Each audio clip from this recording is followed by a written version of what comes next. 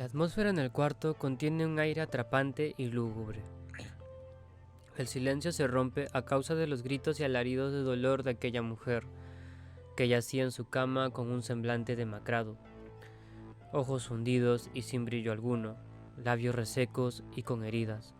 El rostro de aquella señora era el reflejo claro de la larga y cruel batalla que llevaba perdiendo durante meses contra el cáncer.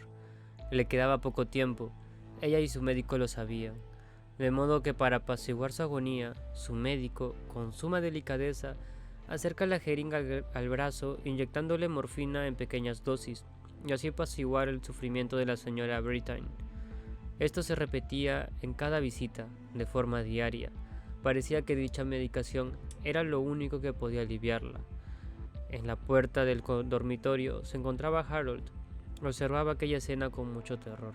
Años más tarde, aquel muchacho que vio partir a su propia madre se licenció como médico y durante su carrera jugó a ser Dios, matando a más de 200 pacientes. El doctor Muerte, como lo catalogaron los medios, se veía a sí mismo como el vivo reflejo de un ser superior, capaz de decidir quién vivía y quién no. Aquel era el trágico juego de una mente torcida. Hola chicos, ¿qué tal? ¿Cómo están? Mi nombre es Carlos. Y yo, Alberto. Y esto es La Hoja en Blanco. Hola chicos, ¿qué tal? ¿Cómo están? Espero que estén teniendo un gran día, pero si no es así, no te preocupes, ponte cómodo que hoy te invitamos a relajarte y a sumergirte en un programa muy especial. Después de tanto tiempo fuera, por fin estamos de regreso. Traemos un nuevo y fascinante caso clínico que sin duda los dejaremos muy impactados. Pero antes de adentrarnos un poquito más en la historia, a poder saber qué más tenemos para nosotros, para ustedes, déjenme darle el pase a mi buen amigo Alberto. Alberto, ¿qué tal? ¿Cómo estás? ¿Cómo te encuentras? Hola, Carlos. Hola, chicos. ¿Qué tal? ¿Cómo está? Muy bien, muy contento, muy feliz de poder retomar este segmento que creo que a mucha gente pues nos gustaba. A mí no, me encantaba tanto el tema de analizar a un personaje histórico tétrico, un poco capaz terrorífico, de suspenso. A mí me encantan ese tipo de cosas. Carlos sabe que me encantan ese tipo de cosas. Y bien, contento, feliz, cansado en estas últimas semanas. Incluso subí un video en TikTok de que estaba un poco enfermo, estaba un poco mal. Acá en este podcast lo digo, yo estaba con lumbalgia, es una enfermedad de la columna. Eh, full reposo. Sí, lo mencionaste por TikTok en varias ocasiones, ¿verdad? Sí, lo mencioné que estaba mal, pero no les dije qué cosa. Entonces aquí más o menos les dije que era por un tema de lumbalgia, tiene que estar echado como si estuviesen operado, una cosa así. Wow. Y no podía moverme. Pero bueno, ya estoy mejor, ya estoy retomando poco a poco las cosas. Pero bien, muy contento. Lo bueno que te estás recuperando. Sí, pues es lo más genial de todo. Y me recupero todavía para estas ocasiones, para volver a crear este segmento de casos clínicos. Pero antes, igualmente, que para mí es muy importante saber, tú, Carlos, ¿qué tal? ¿Cómo estás? ¿Qué tal tu semana? ¿Qué tal tu mes? ¿Cómo la estás pasando? Muy bien, chicos, muy bien, Alberto. Me encuentro bien, me encuentro tranquilo, ya cerca de terminar mi ciclo en la universidad. Y estoy muy emocionado por grabar, de verdad. Hace mucho tiempo que tenía muchísimas ganas de grabar. Y en varias ocasiones incluso me dije a mí mismo, quiero grabar, pero el tiempo no se daba, ¿no? El momento correcto no se encontraba. Y pues al fin se está dando el caso clínico. Más adelante ya vamos a ver con el tema de la conversadera. Y estoy muy feliz por ello, porque por fin se nos va a dar la oportunidad de grabar. Y vamos a traer hoy del cofre de los recuerdos, vamos a volver a traer de vuelta los casos clínicos, ¿no? Y vamos a volver con un caso clínico muy especial. ¿Por qué? Porque ya lo teníamos guardado desde Halloween. El caso clínico Verdad, ese es de evento cierto. de Halloween, Debió salir en Halloween este que episodio. ahora pues va a salir en diciembre, ¿no? Campaña navideña. Es un plus, es un plus. Solamente pasa aquí en la hoja en blanco. Ajá. Y pues bueno, Alberto, ¿por qué no nos presentas el caso y poder comenzar con la historia? Bueno, en esta situación, en este episodio, es un episodio muy importante, doblemente especial. Uno, porque era por evento de Halloween. Y dos, por retomar estos casos.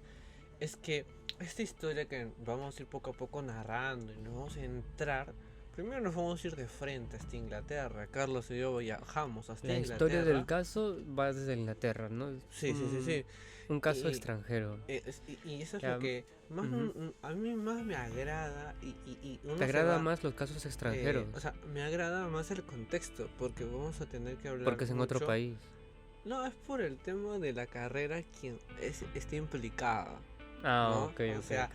No, eh, porque el personaje es un gringuito, no, no. no, no, para nada, sino No, es ah, que ya, ya. me parece alucinante el hecho de que Porque no es por nada, eh, chicos, pero cuando doy casos peruanos, al señor aquí no le gusta, ¿no? Es como que, ay, qué aburrido, nadie los ah, conoce, ¿no? pero Mario, voy a todas, pegó Porque yo, ese, yo lo he sugerido, pero y, bueno. y la narración fue muy buena, pero bueno, en fin, esta, este episodio de esta narración, en este caso clínico, eh, es de un doctor, no voy a decir más, o sea, más el título, ahí lo vamos a ir poco a poco desglosando, porque en la narración lo vamos a ir desglosando, es de un doctor, Ujú. este doctor es Harold, Harold Shipman. Harold Ship, Harold que Shipman. Que al Shipman, final no. lo apodan al final como el Doctor Muerte, pues, ¿no? Es un caso ya muy popular y muy conocido. Sí, Posiblemente ya lo han visto en otros canales, en cliché, otros reportajes, porque cliché. es un personaje muy mítico. Han Sí, sacado sí, sí. películas, historias, literatura de él. Entonces, es un personaje muy, muy, muy mítico. A mí lo que más nos va a atrapar, creo, Ujú, gente, y quiero que ustedes muchos se concentren, los voy a invitar bastante, que se concentren mucho en la narración que nos va a apoyar mucho Carlos en esta situación, en este ujú, momento, es que es toda la primera parte, porque si nosotros queremos entender cómo un antisocial se ujú. forma, lo vamos a poder entender desde desde el primer momento, desde todas las primeras estrofas que nos va a estar narrando Carlos. Y para eso les pido mucha concentración, así que Claro. ponte cómodo, porque el día de hoy, esta noche, vamos a pasar un momento distinto en un caso clínico distinto con Carlos, con mi persona, para así poder divertirnos mucho más. Así que no te lo pierdas. Comenzamos.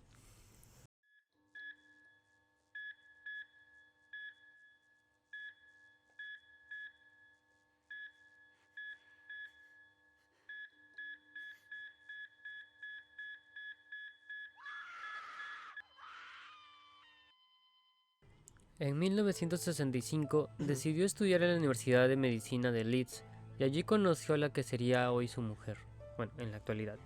Durante el primer año de carrera, ella se quedó embarazada y decidieron casarse. El matrimonio tuvo 4 hijos y Harold terminó su licenciatura en 1970. Siempre presto a ayudar, siempre disponible, muy competente y trabajador, el Dr. Shipman era muy querido por todos sus pacientes, a tal punto de verlo casi como un amigo, por su trato cordial y muy cercano. Las mujeres de mediana edad y las de tercera edad era su público fiel y predilecto, describiendo a Shipman cariñosamente como el médico de la tímida sonrisa. En 1974, completaba su trabajo en el hospital como el médico de familia. Fue por esta época cuando tuvo su primer conflicto judicial. Lo encontraron extendiendo recetas falsas de morfina al nombre de sus pacientes para después utilizarlas como consumo personal. Años más tarde, fue arrestado por falsificar documentos para obtener meperidina, narcótico analgésico utilizado para aliviar dolores intensos de una intensidad media alta. Fue condenado por el tribunal a rehabilitarse en un centro especializado y tras recuperarse comenzó a trabajar en varios hospitales de la zona. Uno de ellos fue el Centro Médico de Hyde, cerca de Manchester. Mira, a mí me gustó una parte que acá lo dices, o sea, Ujú. acá no tenemos nuestro, ¿cómo le dices? Para Yo le digo pronto. teleprompter, ¿no? Pero no es Teleprompter, un sí le digo. teleprompter, chicos. No, Aún no, no sí. llegamos a eso No, todavía. sí, pero hay que apuntar a eso, a un No, no, teleprompter. todavía no llegamos a eso. Ya. En el teleprompter hay una parte muy importante que me gusta mucho. Ujú. Mira, todo acá dice lo siguiente. Elegía a enfermos que le caían mal. ¿Vale? Enfermos que le caían mal. ¿Qué sigue? Normalmente mujeres. mayores de 75 años. Pero todavía no contamos eso, Volver, ya los sea, spoileaste, ya. Esa es una parte que me gustaba bastante. ¿Por qué? ¿Ya? Ujú. Porque esta parte te da este indicio y este quiebre de decir, oye, ¿por qué no varones? Oye, Pero- ¿y por qué sí tiene que Ajá. guiarse por la parte emocional? Pero ahí nos comentan, en lo que yo llegué a leer, Ajá. que algunas personas lo veían como una persona noble, incluso sus pacientes lo veían como amigos, ¿no? Y que otras personas no. Incluso tenía problemas de adicción anteriormente. Y Sí, porque o sea, se aloja las tenía, drogas. tenía una buena imagen, pero por otro lado no la tenía. ¿Cómo una persona puede mantener esta doble vida por tanto tiempo? Es que a eso yo iba, por ejemplo, mira. ¿Cómo su... o sea, a ver, vamos a ver. Lo que dije al inicio, el quiebre que pasó por la Ujú. muerte de su madre. Se alojó a las drogas, pero estudió medicina. Le cayó bien a sus pacientes, pero trataba más a la gente, a los pacientes que le caían mal. Agregado, personas mayores de 75 años, Ujú. podían ser enfermedades leves, crónicas y mujeres. Mujeres. Ya. ¿Ok?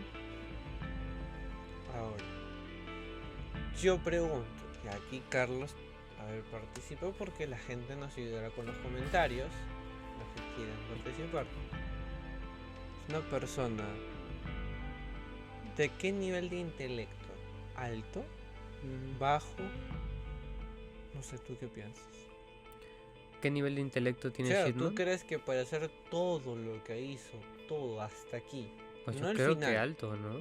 Una persona que, o sea, ahí se demuestra que es una persona metódica, inteligente, que escoge muy bien a sus víctimas. Escoge a sus víctimas. Entonces, una persona con un intelecto medio o bajo no haría algo así. Mira, tú lo dijiste y capaz la gente comenzará a analizar Ujú. y va a decir en su mente ahorita, o capaz se lo ha dicho. Si fuese una persona bruta, por decirlo así, ¿ok? Ujú. O de inteligencia, un nivel de inteligencia muy baja, no sabía clasificar entre personas que básicamente no se saben defender, personas vulnerables, 75 años mayores de edad, o sea, son personas que de una forma u otra es con el doctor quien tiene que netamente trabajar. Entonces, Ujú. ese es uno. Dos, terminó una carrera no fácil. O sea, la carrera de medicina es una carrera difícil. Difícil. Pues sí, es O bastante sea, exigente. desde ahí, gente, o sea, es muy, Ujú. muy difícil la carrera. Entonces, es exigente. Esta persona, estamos hablando de una persona con, Y de una forma u otra también te da mucho prestigio y estatus, ¿no? o sea, el CI, o Ujú. sea, un CI alto. O sea, este personaje hasta aquí, yo lo estoy básicamente o sea, catalogando como una persona para mí antisocial.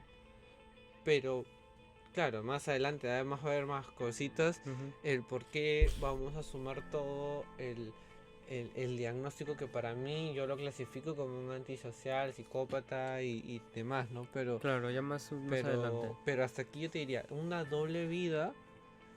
Yo con esto te respondería, en otras palabras te respondo que sí, Ujú. pero es que esta persona Pero para que ¿cómo lo hace? lo que pasa es que él lo hace no es cómo. La ¿Cómo se pregunta mantiene una doble vida? yo no te diría, la pregunta yo creo que no es cómo. La Ujú. pregunta más interesante y creo que la gente creo que podría capaz gustarle, ¿por qué lo hace? Sí, pero también mantener una vida, una doble vida por mucho tiempo no es nada fácil. Pero no te gustaría saber por qué lo hizo, ¿Por qué y cómo? ¿No? ¿no? O sea, yo te diría, Pásate el truco, porque ¿no? vaya, pásate el bug, pásate el bug. Pásate el... Miren, está miren, muy interesante. Primero, ¿cómo lo hace? Ok, como una persona con mucha alta inteligencia, sabe muy bien plantar un límite entre su vida personal y sus em, y sus emociones, o sea, sus intenciones. ¿Ok? Sus Ujú. intenciones eran matar y decidir dependiendo quién vive y quién muere. Esas eran sus intenciones. Yo soy Dios porque soy doctor, porque esa es mi teoría, mi O mi filosofía. misión en la vida, Mi ¿no? misión no tanto, ¿no? Ya. Mi filosofía. Ujú. Mi filosofía de la vida es que yo decido, porque soy doctor, yo decido por lo tanto quién vive y quién muere. Y como a mí Claro. me caen mal, ya- yo decido si es que mueres y cómo mueres. ¿Vale? Ujú. Ahora, él trataba, o sea, buscamos que todas las personas que le caían mal. O sea, ese era adrede, era a propósito. ¿Por qué no a jovencitas? ¿Por qué no a niños? ¿Por qué no a adolescentes? Porque capaz el adolescente, el niño va con la mamá y con el papá. Ujú. Muchas veces el adulto mayor en Inglaterra no van muchas veces con alguien, ¿no? Ellos van solos. Ujú. Porque claro, su vida, su calidad de vida es diferente, ¿no? Por 75 años allá en Inglaterra, pues también parados, pues no trabajan, Claro. tienen sus buenas, bueno, tienen sus propias inversiones, ¿no? Un estatus de vida muy diferente, una calidad de vida diferente, ¿no? Entonces, el cómo lo haces eso, él tiene un nivel intelectual tan alto que tiene toda la capacidad de poder agrupar y clasificar sus vidas, sus realidades sociales, su familia, con sus intenciones y su filosofía, que es matar a las personas que no me caen porque yo decido. Ahora, Vale. el Ujú. por qué las hace, ese es algo mucho más interesante. ¿Por qué? ¿Por qué las hace? A Lo voy ver. a decir, pero terminemos porque mejor la historia para que la Qué gente pues pesado eres, pueda oye. quedarse un poquito más. Es que si yo lo digo, creo Pesado eres. pues eh, No, puede no ser. creo que se vaya. No, está muy interesante. Yo no me iría porque está muy bueno. Pero te diré Ujú. por qué. Vamos más, Carlos. Si Sigamos con tú él. sabes o te maquinas la idea del por qué lo hace, no te olvides escribirlo en la caja de Ah, comentarios, claro, ¿vale? a lo mejor sí latinas. A lo mejor lo atinas. Claro. Bueno, Pero seguimos la bueno, historia. seguimos con la historia. Harold comenzó a matar a partir del el 75, ¿ok? A partir del 1975, Harold comienza a matar. Su primera víctima demostrada fue Eva Lainos, y desde ese instante los asesinatos fueron sucediendo de forma paulatina. No quería levantar sospechas. Por eso siempre seguía el mismo modo, elegía enfermos que le caían mal, normalmente mujeres mayores de 75 años, sin importar el grado de dolencia, sea leve, crónica o terminal, para después acudir a sus domicilios y administrarles una potente dosis de morfina. Las visitas se producían cuando el paciente estaba solo en casa y así no dejaban testigos. Una vez que le inyectaba la dosis letal, se marchaba y cuando le avisaban de la muerte del enfermo, extendía un certificado de defunción alegando causas naturales. En el caso de la familia optase por la incineración, que era la mayoría de casos, un segundo médico examinaba el cadáver para ratificar la veracidad de las causas. Sin embargo, la mayoría de veces, este se limitaba a confirmar el certificado de Shipman sin realizar ningún proceso de estudio. Esta negligencia le dio carta libre al denominado Doctor Muerte y acampar a sus anchas durante cerca de 25 años. Los asesinatos sistemáticos comenzaron cuando Harold abrió su propio consultorio en 1992. Durante 5 años atendió a más de 3.000 pacientes y más de un 10% murió en extrañas circunstancias. Tanto es así que en una misma manzana llegó a asesinar a 7 víctimas distintas. Yo, yo siento que en el área de salud en general, porque pues, yo puedo hablar un poco por la parte clínica, psicológica, Ujú. porque conozco muchos profesores, ¿no? Claro. Que están en ese mundo y siempre me cuentan cómo es el día a día. Allá en Inglaterra obviamente yo no conozco invitados, ojalá tengamos invitados allá de Inglaterra en su momento que nos puedan contar cómo es el sistema. Lo que pasa es que el sistema en cada país es diferente. pero se supone que en algunos lugares se piden la familia, siempre a veces pide la autopsia, ¿no? O sea, el origen y el por qué, qué es lo que pasó. O sea, una alta dosis de morfina, obviamente, a cataloga creo que fue como un paro cardíaco, creo que es lo que más o menos, o como causa natural, fue algo que decía, ¿no? Pero a esto yo voy y siempre digo algo que creo que a veces en la salud y en el sistema, creo que en muchos países pasa, es que cuando una persona, cuando un doctor es muy reconocido, y a veces se escucha en este tipo de... Esto se escucha entre doctor y entre profesionales, viene este apoyo de seguridad de... Es que es él, pues. O sea, ¿cómo Claro, yo voy también creo a... eso, que es ¿Cómo voy a ver el- a juzgar su creo trabajo que el de su... encargado se confió mucho también. Exacto, exacto. O sea, el término es que se confió y como tú lo decías, era una parte de la historia. O sea, mucha gente le caía bien a este doctor. Entonces, O sea, yo no tenía un creo... prestigio tan marcado que simplemente era tanto su prestigio que confiaban en él, pues. Claro, entonces Y es como le... que el otro doctor pues podría decir, digo, podría, yo no digo que es, no digo, es él, pues, o sea, ya su firma y Ujú. que pase, ¿no? Y que pase. Y obviamente la Pero ahora, familia, claro, esto teniendo en cuenta que pudo haber sido uno o dos, pero él atendió a más de 3.000 pacientes. Imagínate que de 3.000 pacientes, unos 100 hayan muerto y todos sean consecutivos. ¿No te parece un poquito extraño eso? mira, yo siento que en la vida diaria de un médico siempre va a haber pacientes que viven y otros Ujú. pacientes que no. O sea, yo creo que si es que durante el año tú vas y entrevistas a un doctor, Ujú. ellos te van a decir posiblemente cuántos pacientes Pero deben haber muerto, consecutivamente, ¿no? digamos de que tú atiendas a 300 personas en una semana y que de esa semana las 300 personas se mueran, digamos, 200, 150, que es más del 50% o más, ¿no? Ahora, hay que Mm, entender que él escogía a pacientes, claro. entonces como vi, escogía hasta pacientes terminales.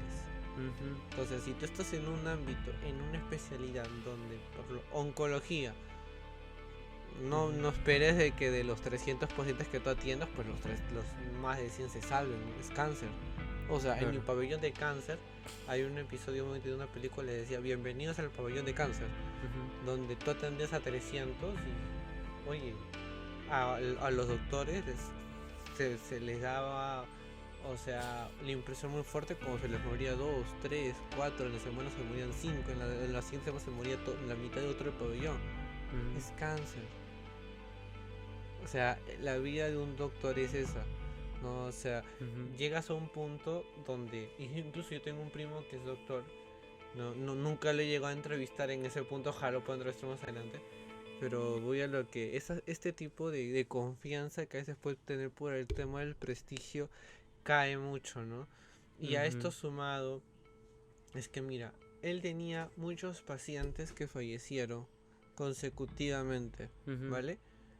Yo me pregunto, murieron consecutivamente, pero el otro doctor era el mismo doctor que tenía que pasar, o sea, todos los fallecidos por el doctor muerte tenían que ser por el mismo segundo doctor o habían varios que tenían que pasar por él, No lo pero aún así especifican, confiaron, ¿no? No no lo lo especifican. especifican. Y ese es un punto interrogante, porque ya sería extraño que todos los pacientes que fallecen por el doctor Shitman eh, tengan que pasar por el otro doctor que es el mismo.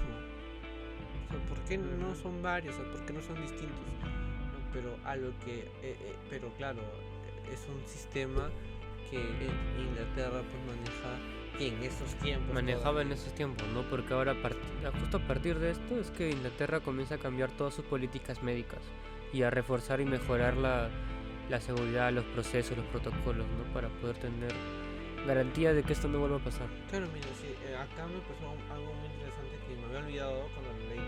Es que el doctor Shitman iba a las casas de los enfermos. Ujú.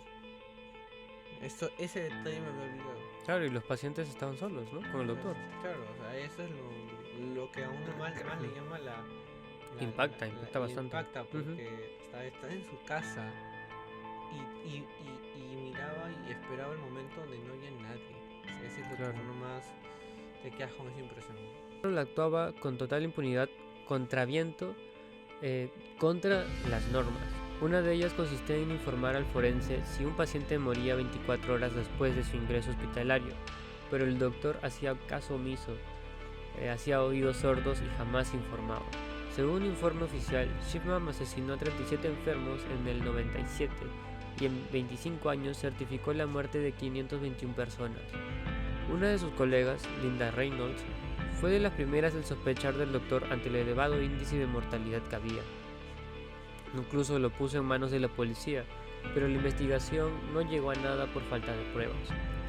Mientras tanto, Shipman seguía asesinando y hasta lucrarse de dichas muertes con regalos que le daban las personas. Fue la avaricia lo que al final rompió el saco y lo llevó a la detención. Todo ocurrió el 24 de junio del 98, cuando Caitlin Grundy, de 81 años y ex alcaldesa de Hyde, murió en su domicilio después de la visita de Shipman. La hija de la víctima y heredera legítima, Angela Woodford, acudió al notario para levantar el testamento y se encontró con la única voluntad de su madre. La anciana, antes de morir, no solo desheredó a su vástago, sino que dejó todo su dinero a su médico, una suma de 386 libras esterlinas, que son cerca de 440.000 euros. La joven denunció al doctor Shipman, alegando que tenía motivos económicos para asesinar a su madre. El comisario Bernard reabrió la investigación. Se exhumó una cantidad de cadáveres y se analizó el cadáver de Grundy y se hallaron rastros de morfina. A partir de ese momento se desenterraron 12 cuerpos más que previamente habían pasado por Shipman, y al comparar los análisis se confirmó que efectivamente todos coincidían en la dosis de morfina. Durante la investigación del caso, las autoridades descubrieron un patrón común hasta en 15 casos sobre dosis de morfina. Con estos datos comenzó el juicio contra Harold Shipman de la mano del juez de Forbes. Era el 5 de octubre del 99 y el procesado tenía que responder por la muerte de alrededor de cada una de ellas, cada una de estas muertes. La jueza, valiéndose de informes policiales y médicos y de testimonio también de familiares de las víctimas, examinó un total de 888 muertes de pacientes de Shipman. La investigación contra Shipman concluyó el 19 de julio del 2002 y señaló al Dr. Muerte como uno de los mayores asesinos en serie de la historia, al matar con morfina a al menos 215 pacientes desde 1975, aunque la cifra podía alcanzar los 260.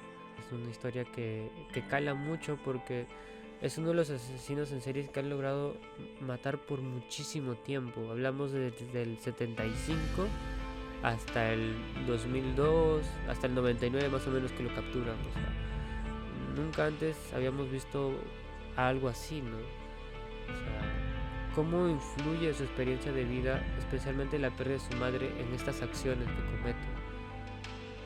Mira, yo creo que algo que siempre he escuchado en algunos casos clínicos muy tétricos, porque este caso clínico es bien tétrico. O sea, este caso clínico es un asesino que tenía más de 20 años matando. O sea, son 20 años. O sea, yo creo que el punto declive o donde se quiebra todo es donde muere la mamá. Claro. Por un tema de su salud que no tenía el control, pero dentro de su mundo de Shipman yo creo que tenía la seguridad o la confianza de que el doctor quien la estaba tratando se supone que tenía que curarla, porque es lo que hace, porque se supone, como les dije al inicio, ese es el pensamiento mágico de un niño. Este pensamiento le genera un trauma, porque al final el niño muere, la mamá muere. Entonces, Claro. si tú a mí me dijeras qué motivaciones tuvo, más que una motivación, era como que el ciclo que había con la mamá. Entonces, yo incluso, o sea, aquí dentro de la historia nosotros no podríamos decir qué teoría tenía en la mente el niño Harold para que diga por qué tiene que matar a la gente que no le cae. O sea, a no ser de que cuando él era niño, porque otra hipótesis es esta, que cuando él era niño, él en su mundo, de niño obviamente, habrá pensado pues, mi mamá murió porque al doctor no le creía. Porque tú al niño tú dile que es cáncer y el niño no te va a entender que es cáncer. Que es cáncer de pulmón, pues menos, ¿no? O sea, te va a decir estoy enfermo, sí, está enfermo tu mamá, sí, está enfermo tu papá. Eso es lo que te va a entender el niño. ¿Se va a recuperar? Tú le puedes decir no, no se va a recuperar. Entonces yo creo que más que una motivación tenía esta explicación irracional dentro de su mundo infantil, y que esto lo llevó a ser la construcción del Doctor Muerto. O sea, la construcción del Doctor Muerto fue el declive y la explicación irracional dentro de su vida, el por qué murió su madre. Su madre murió porque el doctor lo decidió así.